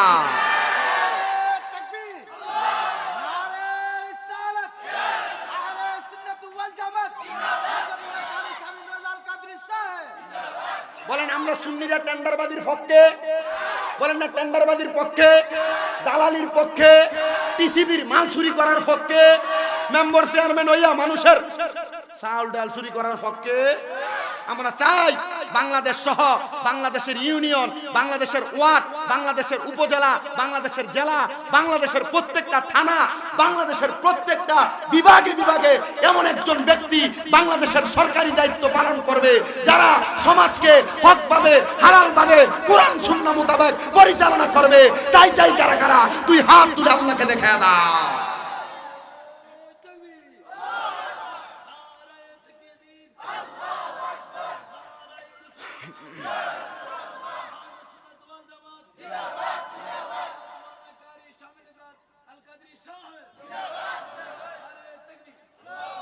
কথা ক্লিয়ার? সমাজ ব্যবস্থা যদি সুন্দর হয়, চুরি থাকবে, বাটপারি থাকবে, পরের হক মাইরে খাওয়া থাকবে, দালালি থাকবে, অন্যের হক মাইরে খাওয়ার এই বিষয়টা থাকবে। এক বেডি ফেসবুকে কত সুন্দর এক কইতেছে, ইসলামী সমাজ ব্যবস্থা রাষ্ট্র কায়েম হইলে তো আমার ছবিটি বাড়িত না। নাউজুবিল্লাহ তো কয় না, বেডিয়ের তো ব্যাপারটা বাইরে হইতে পারতো না। আর আমরা তো চাই বাংলাদেশের মহিলারা পর্দার ভিতরে ঢুকে যাক। আরে ব্যাপারটা মহিলা যারা 40 জন পুরুষ যদি কোনো নারীকে দেখে, এই নারীটা দাইয়ুস হয়ে যায়, আর দাইয়ুস কোনোদিন জান্নাতে প্রবেশ করবে। আমি আমার পর্দার আলের মা বোনদেরকে বলি, আপনাদের স্বামী আপনাদেরকে ভালোবাসে, মোহাব্বত করে, আপনাদের স্বামী আপনাদেরকে বহুত ইজ্জত করে, কিন্তু মা আপনি যে আপনার স্বামী বিদেশ থাকার অবস্থায় আপনি আপনার জামাইরে না কইয়া সরাইল বাজারে যায় কত সুন্দর ফুচকা খান।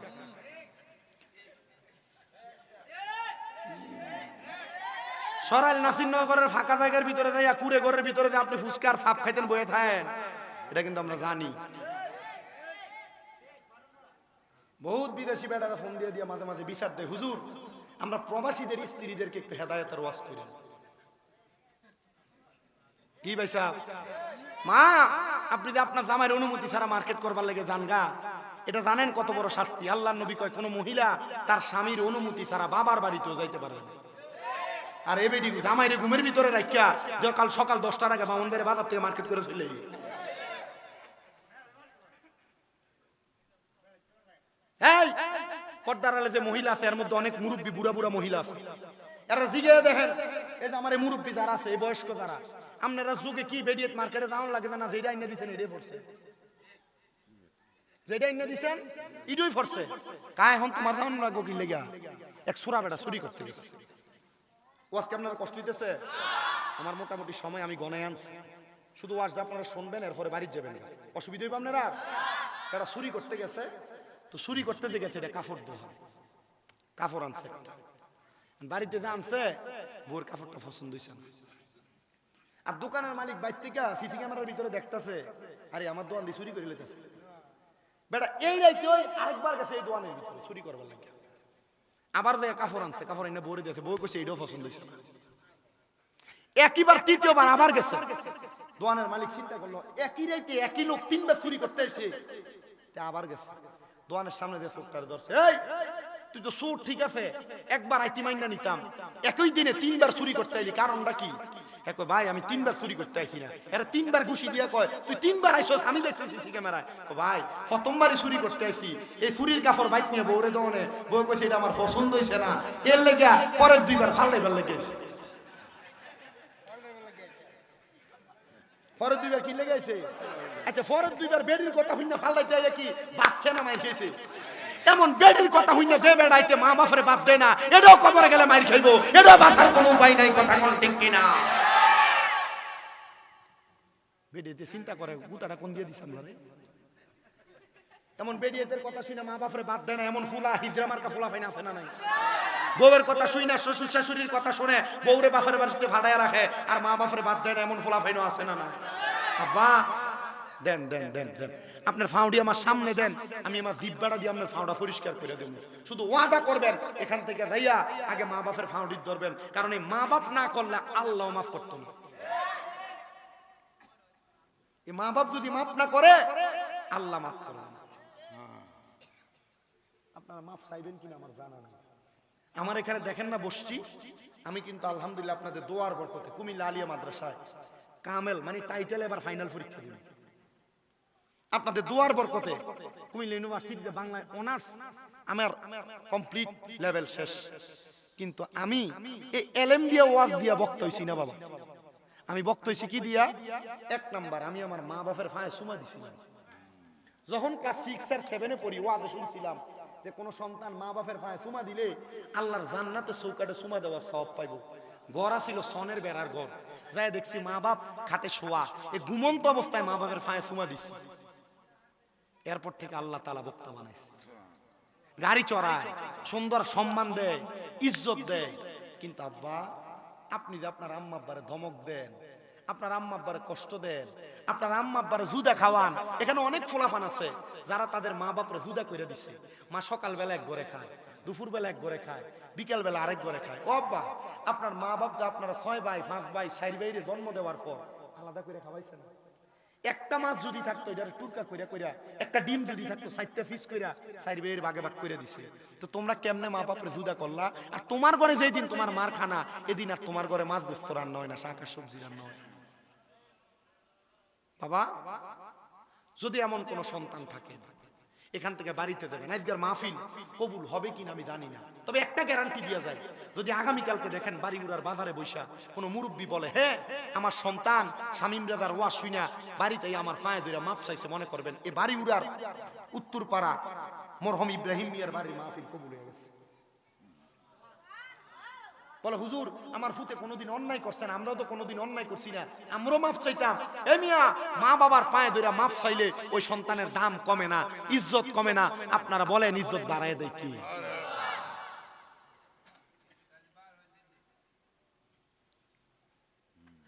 সন্তানদেরকে প্রশ্ন করলে বলবে হুজুর আমি আমার মা বাবার পায়ে ধরে মাফ চাইবো দূরের কথা, আমি দুই ঈদে আমার মা বাবার পাশিয়া সালামি করি না। সন্তান মা বাবার পাশিয়া সালাম করো না। আর আল্লাহর নবীর সাহাবায়ে কেরাম তাদের আম্মার কদমের মধ্যে চুমা দিত। বলে হুজুর কেমনে দিত জানতে চাই। আমার নবী যখন মক্কা থেকে মদিনাতে হিজরত করে চলে আসছে, আমার নবীজি সাহাবায়ে কেরামকে বলে সাহাবায়ে কেরাম তোমাদের কেউ আসো নাকি আমি নবীর কাছে কোনো কিছু চাও? একজন সাহাবীর হাত তুলে কই ইয়া রাসূলুল্লাহ আমি চাই আপনার সঙ্গে আরেকবার মক্কা শরীফ যাইতে।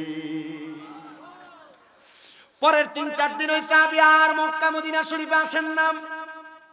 আমার নবী চলে যাচ্ছে মদিনাতুল মুনাওয়ারা থেকে মক্কায়, কে জানি ওই সাহাবীরে খবর দিছে তোমার নবী তো তোমারে ফালায়া মক্কায় চলে যায়। সাহাবী হাতের পানির কলসি ফালাইয়া দিয়া দৌড়ে আমার নবীর সামনে হাত বাড়ায় দিছি আর ডাক দিয়া কই ফিদা কাবি ওয়া উম্মি ইয়া রাসূলুল্লাহ।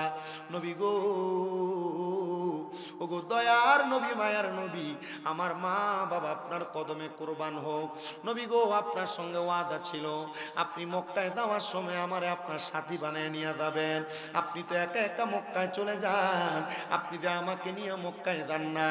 আমার নবী কয় সাহাবী আমি খবর পাইলাম বাড়িতে তোমার আম্মা জান অসুস্থ, তুমি এই 3 দিন মদিনাতে আসো না, এই জন্য আমি নবী তোমারে ফালাইয়া মক্কায় চলে যাচ্ছি। সাহাবী কই ইয়া রাসূলুল্লাহ, আমার কি মায়ের চাইতে মক্কায় যাওয়ার চাইতে আমার মায়ের খেদমত করা জরুরি নাকি? আমার নবী কয় সাহাবী মক্কায় যাইবা কেন? বলে ইয়া রাসূলুল্লাহ, আমি নিয়ত করেছিলাম মক্কা বিজয় হলে মক্কার চৌখাটে চুমা দিব। নবী কয় সাহাবী বাড়িতে মা এখনো বেঁচে আছে নাকি? বলে ইয়া রাসূলুল্লাহ, হ্যাঁ বেঁচে আছে। যাও বাড়িতে যাইয়া তোমার আম্মার পায়ে চুমা দাও। নবী গো, আম্মার পায়ে না তো মক্কার চৌকাটে চুমা দেওয়ার কথা বলেছি। আমার নবী কয় মক্কার চৌকাট না, আম্মার পায়ে চুমা দিলে আল্লাহর জান্নাতের চৌকাটে চুমা দেওয়া সওয়াব পাইবা। আমি যেই দিন আমার মা বাবা ঘুমন্ত নয় সজাগ অবস্থায় আমার আম্মা আব্বার পায়ে চুমা দিছি, আমার আব্বা গোসলখানা থেকে বের হইছে, আমি আমার আব্বার পায়ে চুমা দেওয়ার সাথে সাথে আমার আব্বা কয় দেখ পোলা কি পাগলামি করে। আপনারা শুনলে অবাক হবেন, আজকে 6 মাসের উপরে আমার আম্মা জান অসুস্থ অবস্থায় বিছানাতে পড়ে আছে। পিঠের পিএলআইডি অপারেশন হয়েছে আমার আম্মার। প্রথম 2 মাস পর্যন্ত আমার মা যে খাটে ঘুমাইছে আমি মার সাথে নিচে খাটের নিচে ঘুমাইছি ফ্লোরে। আমি চিন্তা করছি আমার মা যদি কখনো ডাক দেয় আমি যদি সাড়া না দিতে পারি অন্যায় হয়ে যাবে, এজন্য আমি আমার মার পাশে দিয়া ঘুমাইছি। হসপিটালে যখন আমার আম্মা জানকে বেডে শুয়ে রাখছে, আম্মা আমারে কয় 6-7 দিনের মতো বেডের মধ্যে শুয়ে রইছে, আমার বড় কষ্ট, আমার একটু আলগি দিয়া উঠাস না। আমি আমার মারে যখন আলগি দিয়া উঠাই আমি দেখছি আমার আম্মা জানের চোখটি বায়া বায়া পানি পড়ে। আমি জিজ্ঞাসি আপনি এমনি কান্দেন কেন? আনেননি। আমার আম্মা সুস্থ থাকতে আমি গোসলের পর আমার পরনে লুঙ্গিটা পর্যন্ত ধুইতাম না, আমার মা নিজে ধুইয়া দিত। কিন্তু আমার আম্মা কয় তুই তো কোনোদিন কোনো ভারী জিনিস আলগি দিতস না, আর আজকে আমার আলগি দিতেছ, আমার লেগে তোরা কত কষ্ট করতেছ। আমি আমার আম্মার কাছে আজকেও যখন মাহফিলে বের হয়ে আসে আমি আমার আম্মারে কইলাম কোনো কষ্ট হয় কোনো অসুবিধা হয়, আমার মারে আমি বারবার কইছি গো মা আপনি অসুস্থ হওয়ার পর আপনার দায়িত্বগুলো আমি এখনো পর্যন্ত ঠিক মতো পালন করতে পারছি কিনা আমি জানি না। আল্লাহ আপনি আমার আম্মাটারে পরিপূর্ণ সুস্থতার নিয়ামত দান করেন। আমার আম্মা সকালে ঘুম থেকে ওঠার পরে আমি দেখতাম আমার টেবিলের মধ্যে নাস্তাগুলা ফালাইয়া রাখতো। এখন আমার আম্মা যান বিছানার মধ্যে পড়ে থাকে। আমার আম্মা যান গতকালকেও জুমান, আজকেও যখন আমি ঘর থেকে বাইরে হই ল্যাংড়ে ল্যাংড়ে আমার আম্মা একটা প্লেটের মধ্যে করে কেক কিলো আমার হাতে করে বাড়ির মধ্যে ঘরের সামনে আইসা পড়ছি। আমার আম্মা অসুস্থ থেকে যখন সুস্থ হওয়ার পথে আসছে 4 মাসের মাথায় আমি মাহফিল করে বাড়িতে গেছি। আমি দেখছি 3.5 মাসের মাথায় রাত্র 3:30টা বাজে আমার আম্মা একটা আপেল হাতে লইয়া ওয়ালের মধ্যে ধরে ধরে আমার রুমের মধ্যে না আমার আপেলটা দিতেছি। আমি আমার আল্লাহর কাছে একটু দুম দইরা ডাক দিয়ে কইছি আল্লাহ এই মারে তুমি অসুস্থ বানায়া আমার চোখের সামনে তুমি কি আজব লীলা খেলা দেখাইতেছ, কি পরীক্ষা করতেছ আমি জানি না, তবে আমি তোমার একটা কোরআনের আয়াতের উপর বিশ্বাস করে আমি ধৈর্য ধারণ করে রইছি। আল্লাহ কয় লা ইউকাল্লিফুল্লাহু নাফসান ইল্লা উসআহা, আমার আল্লাহ কারো সাধ্যের বাহিরে কোনো কিছু চাপায় দেয় না। আল্লাহ আমার মার অসুস্থ বানায়া আপনি আমার কোন সাধ্যের পরীক্ষা করেন জানি না। এ সন্তান রে তোমার পায়ের মধ্যে হাত দিয়া বলি মা বাবার মতো রত্নটা বাইসা থাকতে এখন থেকে যত্ন করো।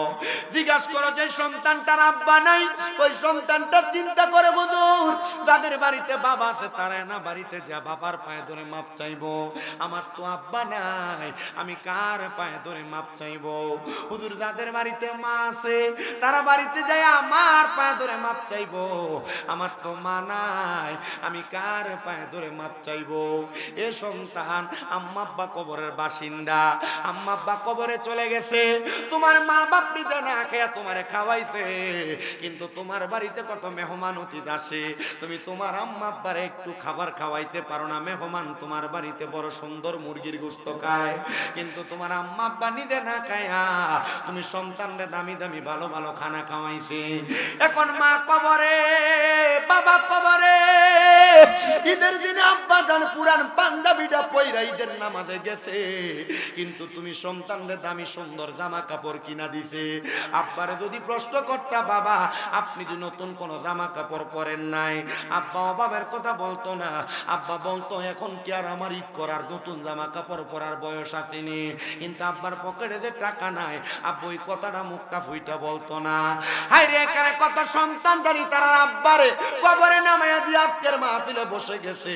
সন্তান চিন্তা করে, হুজুর আমার পকেটে টাকার অভাব নাই, কিন্তু আমি আমার মারে 500 টাকা দিয়ে একটা কাপড় কিনা পরাইতে পারি না, আমার আব্বারে 500 টাকা দিয়ে একটা লুঙ্গি কিনা পরাইতে পারি না। আমার মা বাবা কবরের বাসিন্দা। এ বাড়ি উড়ার সন্তানের দলেরা, তোমার পায়ে হাত দিয়া বলি রে, তোমার মা বাপ যদি কবরে থাকে, আল্লাহর দরবারে মুনাজাতের মধ্যে দোয়া করা হবে, রব্বির হামহুমা কামা রব্বায়ানি সগীরা ওয়া কুর রব্বির হামহুমা কামা রব্বায়ানি সগীরা। আমার নবী বলেন, উম্মত আমার, দুনিয়াতে কোন সন্তানের মা বাপ মারা যাওয়ার পরে ওই সন্তান যদি রব্বির হামহুমা কামা রব্বায়ানি সগীরা বইলা চোখের মনি কোটার মধ্যে একটা মাছির মাথা পরিমাণ পানি ছেড়ে কান্না করে, ওই পানি মাটিতে পড়ার আগে আমার আল্লাহ তার মা বাবার জীবনের গুনাহ মাফ করে দেয়। আমি জানি না আপনি কানবেন কিনা, তবে আখিরি মুনাজাতে আপনার মার জন্য বাবার জন্য দোয়া করা হবে। সন্তান একবার চিন্তা করে দেখেন, আপনার মা বাপ যদি বাইচা থাকতো, আর মা বাপরে যদি আপনি প্রতি মাসে 1000 টাকার ফল কিনা খাওয়াইতেন, 12 মাসে 12,000 টাকার ফল কিনা খাওয়ানো লাগতো।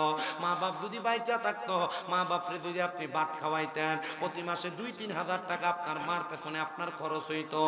আপনার মা আপনারে লাখ লাখ টাকার জায়গা আপনার বাবা দিয়ে গেছে, বাড়ির জায়গা দিয়ে গেছে, কিন্তু আপনার মা বাবা কবরে যদি না দিয়ে যাইতো, আপনি যদি ভাড়া থাকতেন, প্রতি মাসে যদি 5,000 টাকা করে ভাড়া দিতেন, 12 মাসে 60,000 টাকা ভাড়া দেওয়া লাগতো। আমি 60,000 টাকা চাইবো না। এই বাড়ি উড়ে উত্তরপাড়া চান্দেখানা মসজিদ এবং যুবকদের উদ্যোগের মাহফিল, অনেক সন্তান বসছেন যাদের মা নাই, যাদের বাবা নাই, মা বাপ কবরের বাসিন্দা। ওই মা বাবার কথা স্মরণ কইরা এই মাহফিলে আগামী বছরের জন্য 20,000 টাকা দান করবেন। হুজুর আমার মা নাই, আমার মা থাকলে আমি এক বছরে 20,000 টাকা আমার মার পেছনে খরচ করতাম। হুজুর আমার বাবা নাই, বাবা থাকলে বাবার পেছনে খরচ করতাম। হুজুর আমার দাদা দাদি, আমার বাপ দাদারা অনেক সম্পদ দিয়ে গেছে, ওই সম্পদ আমি এখন ব্যবহার করি। আমার দাদা কি যদি একেবারে নবী সিদ্দিকে একেবারের দাবি, দেখবি যদি একেবারে নবী জীবনে আর জ্বালা থাকবে না, বাবা থাকবে না। আবু বকর অবশেষে জায়গা পাইল নবীর পাশে, আবু বকর অবশেষে জায়গা পাইল নবীর পাশে, জীবনে আর দুঃখ রইল না। বাবা শোনো না হাদিসে পাকে বর্ণনা, আর যে মদিনায় যাইবে নবীর দিদার পাইবে, যে মদিনায় যাইবে নবীর দিদার পাইবে, শাফায়াত করবে শাহে মদিনা।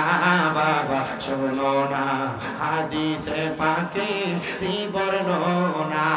আসেননি আবু বকর মিয়ার মতো 20,000 টাকা দিবেন আগামী বছর। একটু ইসমে জাতের জিকির করেন, আল্লাহ আল্লাহ আল্লাহ আল্লাহ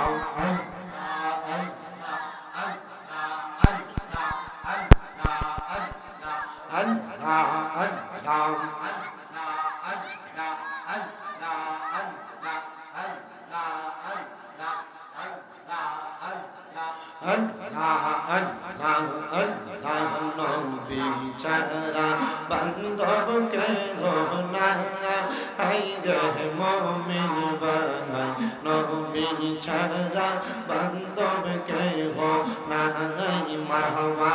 আল্লাহ আল্লাহ নবী ছাড়া বান্ধবকে গোনা আইরে মমিন বানাই, নবী ছাড়া বান্ধবকে গোনা মারহাবা।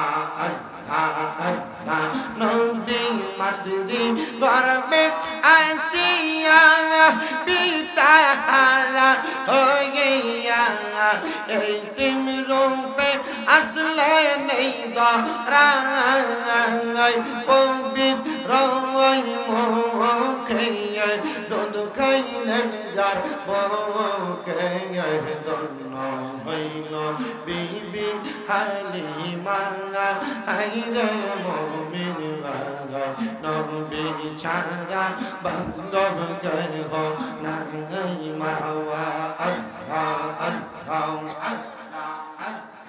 আল্লাহ আল্লাহ নবী ছাড়া বান্ধব কেহ নাই হায় গো মুমিন বাবা নবী ছাড়া বান্ধব কেহ নাই মারওয়া আল্লাহ আল্লাহ ইয়া রাব্বি হাবলি উম্মতি কান্দেন দয়াল নবীজি এখন তো কান্দেন মদিনায় মারহাবা আল্লাহ গুনাহগার উম্মতের লাই কান্দেন দয়াল নবীজি এখন তো কান্দেন মদিনায় হায় গো মুমিন ভাই নবী সারা বান্ধব কেহ নাই মারহাবা আল্লাহ আল্লাহ আয় বহরবি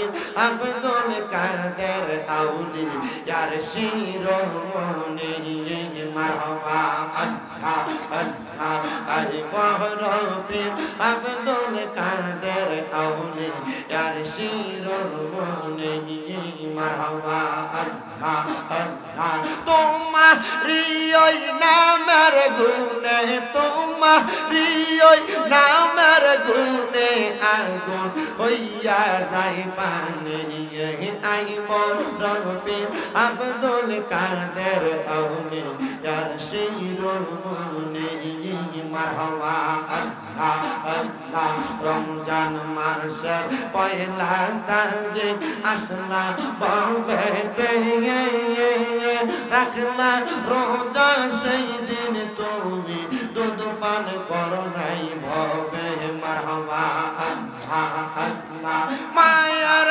গর্বের ওলি তুমি গাউসো লাজম সামদানি আরে বহরবীর আব্দুল কাদের আউলি ইয়ার শিরোমণি মারহাবা আল্লাহ আল্লাহ কি খেলা খেলাইছো খাজা রে মারহাবা খাজার খেলা সমতকার দোস্ত রে কান্দাইয়ার খাজা মিলাই সবাজারা আহারো রে প্রেমের খেলা খেলছো খাজা রে মারহাবা আল্লাহ আল্লাহ কি খেলা খেলাইছো খাজা খাজা রে খাজা খেলা চমৎকার হার দোস্ত রে কান্দাইয়ার খাজা মিলাই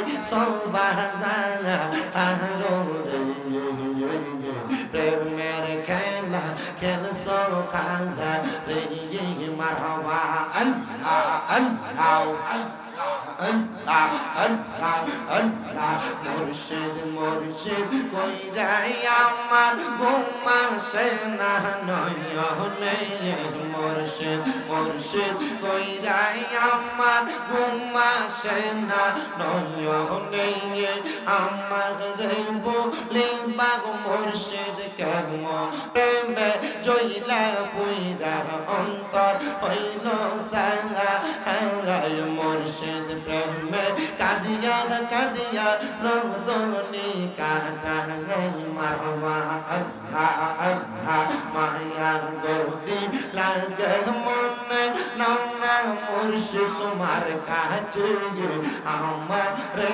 বলি বাগ মুর্শিদ কেমন মারহাবা আল্লাহ আল্লাহ আল্লাহ আল্লাহ আল্লাহ আল্লাহ আল্লাহ লা ইলাহা ইল্লাল্লাহু মুহাম্মাদুর রাসূলুল্লাহ সাল্লাল্লাহু আলাইহি ওয়াসাল্লাম। আমার একটা ছোট ভাইয়ের অনুরোধের একটা গজল আছে, একটু আপনারা আমার সাথে পড়বেন।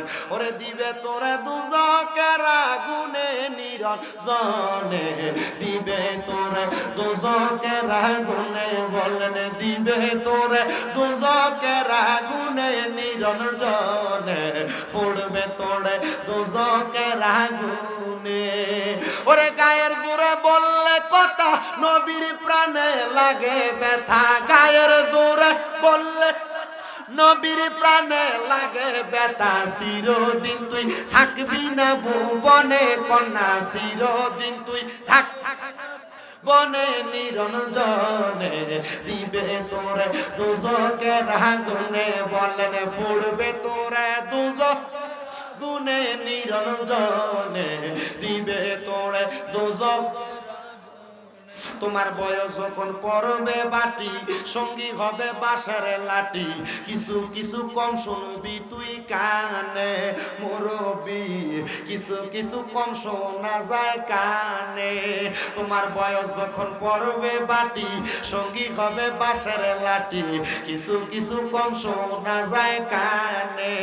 ওরে বল কমিবে হাতে পায়, পেশারে মাথা ঘুরায়, বল কমিবে হাতে পায়, পেশার মাথা ঘুরায়, ছোট অক্ষর দেখিবি না নয়নে কন্যা, ছোট অক্ষর দেখিবি না নয়নে নিরঞ্জনে, দিবে তোরে দুজকেরা গুনে কন্যা, পড়বে তোরে দুজকেরা গুনে নিরঞ্জনে, দিবে তোরে দুজকেরা গুনে। একটা জবান বন্ধ নাই। আপনারা বলেন ওই দুজকের আগুন থেকে আমাদের প্রত্যেকের বাঁচার দরকার আছে না নাই? আমার লাগা দোয়া করবেননি? আমার অসুস্থ মার লাগা দোয়া করবেননি? আমার আব্বা অসুস্থ, দোয়া করবেননি? আমার সবগুলা মাদ্রাসার ছাত্রদের জন্য দোয়া করবেননি? আল্লাহ আপনাদের প্রত্যেকের দোয়া কবুল করুক, কোন আমিন। পুরুষ মাদ্রাসা, মহিলা মাদ্রাসা দোনোটাই আছে। আপনার যদি আপনাদের কারো সন্তান দিতে চান, নিয়ে যাবেন কুমিল্লা শহর চকবাজার নূরপুর সমুনিতে তাহফিজুল কোরআন মাদ্রাসা, এটার পাশে আমার মহিলা মাদ্রাসা, যে কোনো জায়গায় ভর্তি করাইতে পারবেন। আল্লাহ কবুল করুন। আর কোনো কথা আছে না মুনাজাত? আল্লাহুম্মা আমিন, আল্লাহুম্মা আমিন। আলহামদুলিল্লাহি রাব্বিল আলামিন, আসসালাতু ওয়াসসালামু আলা রাসূলিহিল কারীম। রব্বানা যালামনা আনফুসানা ওয়া ইন লাম তাগফির লানা ওয়া তারহামনা লানাকুনান্না মিনাল খাসিরিন। রব্বানা ফাগফির লানা যুনুবানা ওয়া কাফির আন্না সাইয়্যাতিনা ওয়া তাওয়াফানা মাআল আবরার। মাবুদু